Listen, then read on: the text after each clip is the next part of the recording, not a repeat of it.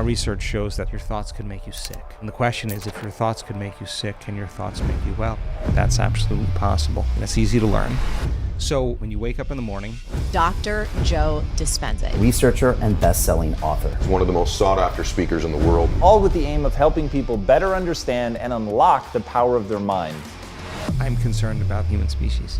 Why? 75 to 90% of every person that goes to a healthcare facility goes because of psychological or emotional stress, and it gets addictive to people.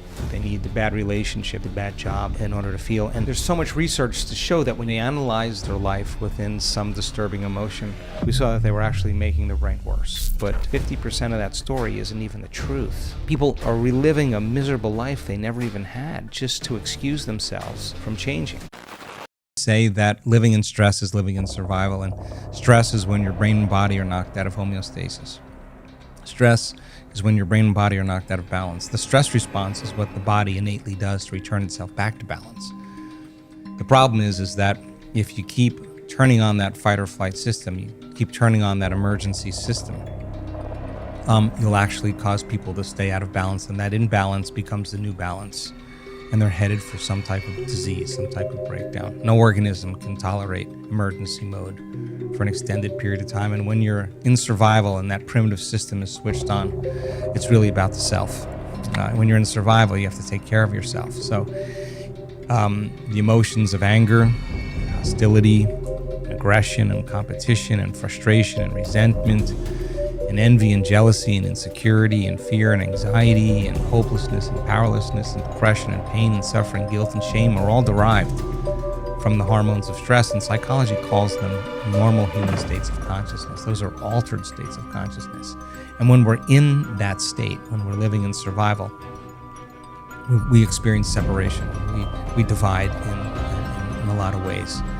And so there's biology that goes along with that, and the hormones of stress heighten the senses and cause us to become materialists.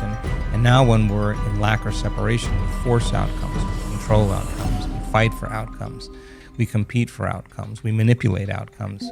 In a lot of ways, we turn into more of a primitive self. So it's hard to change that, especially when you don't have enough money, or you just lost your job, or you just ended a relationship, or your best friend passed.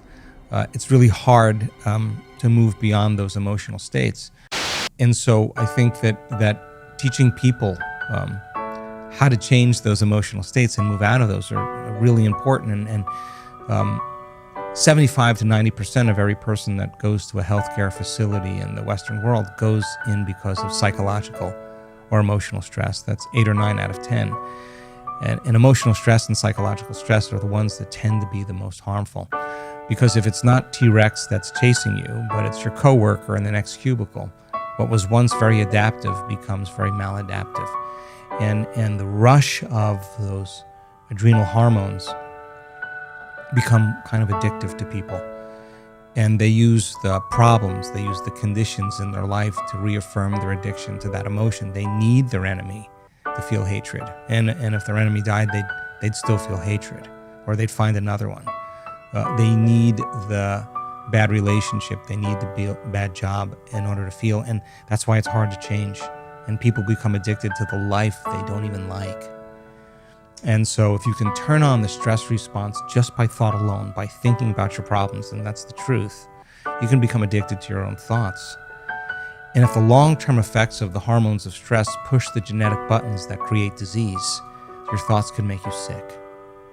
Then the question is, if your thoughts could make you sick, can your thoughts make you well? And we're actually discovering that that's absolutely possible.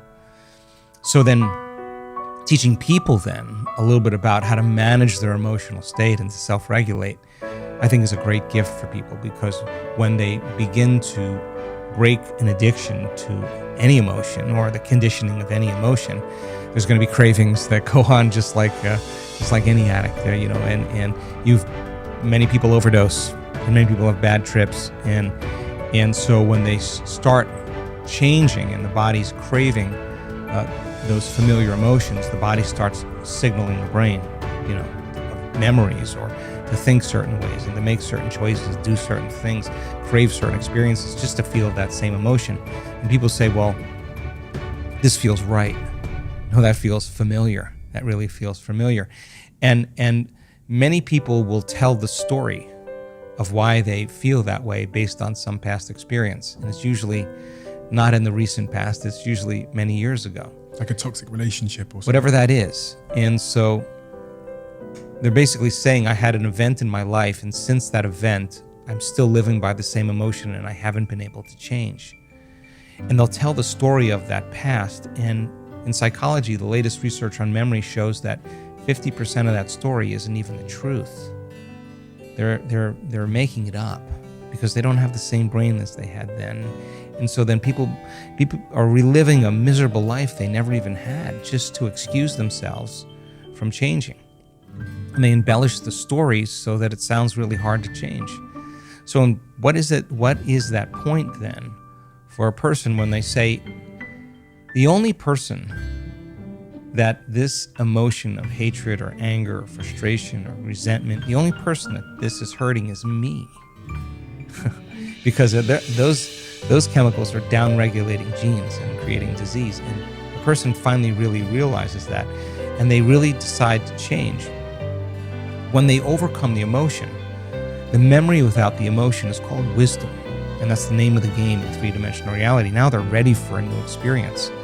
It's not reliving the past. You don't need to. You don't need to talk about it. All you need to do is overcome the emotion. When you overcome the emotion, you're free from the past. You can see it from a greater level of consciousness. And that's when a person, so many times when they truly change, they'll say this. We've seen it over and over again. They reach that point where they finally break through, and some of them have had some really difficult pasts. They'll say, I would not want to change one thing in my past because it brought me to this moment. That's the moment the past no longer exists. And they can look at their betrayers and see it all had to happen for that moment. And now they're free. They no longer belong to the past, they belong to the future.